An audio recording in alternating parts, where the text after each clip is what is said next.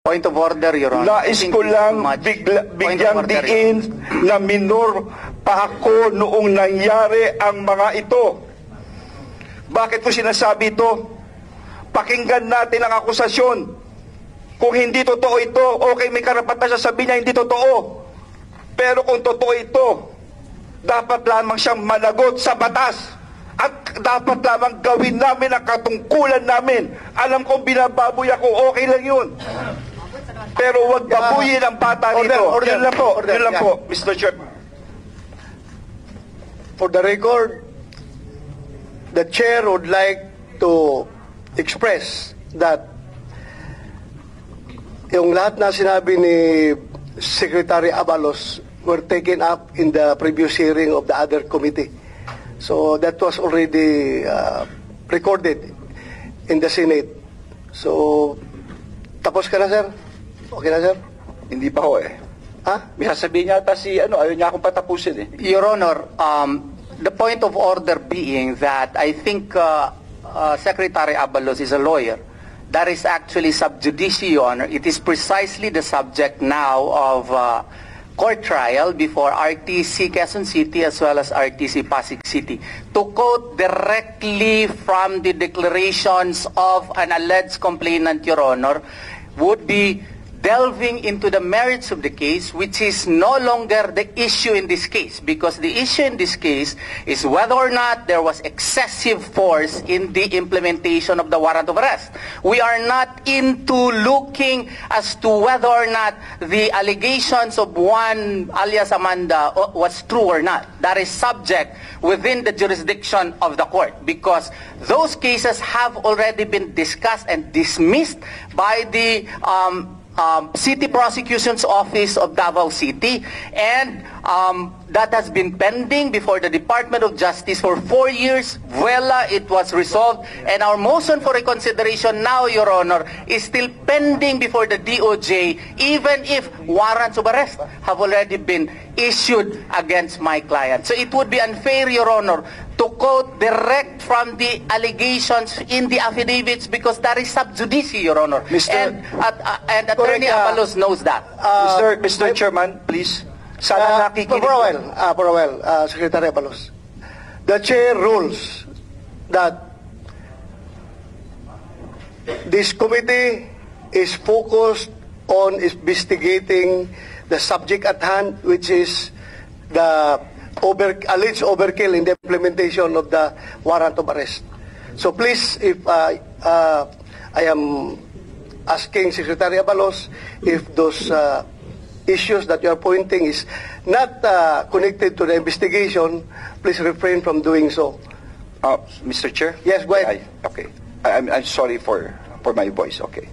Sana nakikinig lang, Mr. Chair, si Atty. Torion sa sinabi ko. Hindi ko sinasabing guilty ang kanyang kliyente. Klaro naman ang sinabi ko. He is deemed to be innocent until his guilt is proven. At ito po'y nasa korte ngayon. Kaya nga sinabi ko, mas mabuti sumuko na siya, magpakita na siya, at siya rin nagsasabi, nasa hearing ito, para maklaro lahat. Because these are very serious allegations. And it's already people of the Philippines, may warrant, hindi ba, Atty. Torion? May warrant. Oh, sir, may warrant. Please, order. Please, walang personal na confrontation dito. Please address all your statements to the chairman.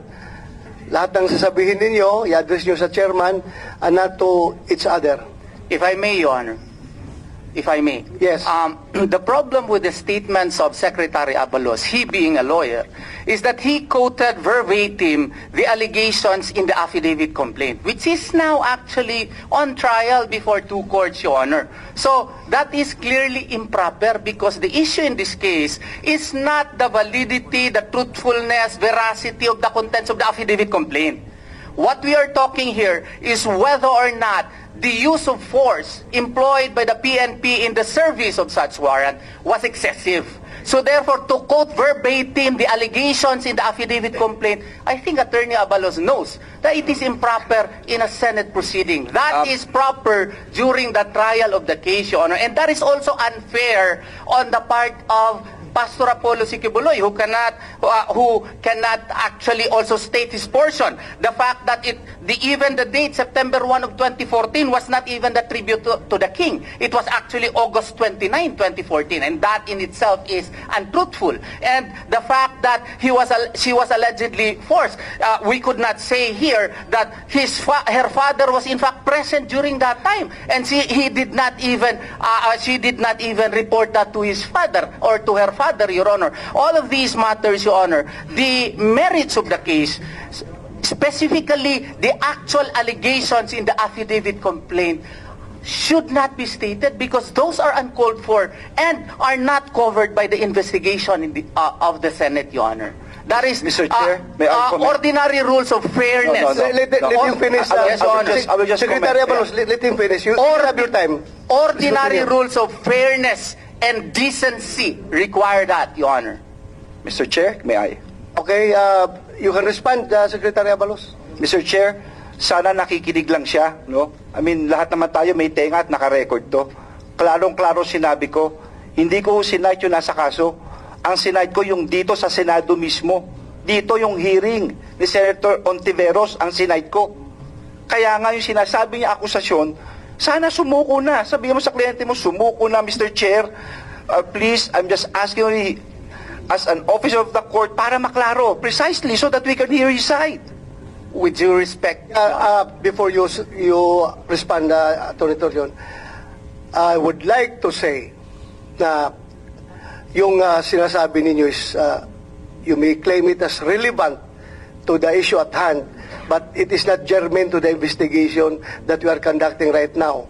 So it has already been recorded in the Senate hearings. So I think there's no use of for this investigation. It's not germane already. Mr. Chair.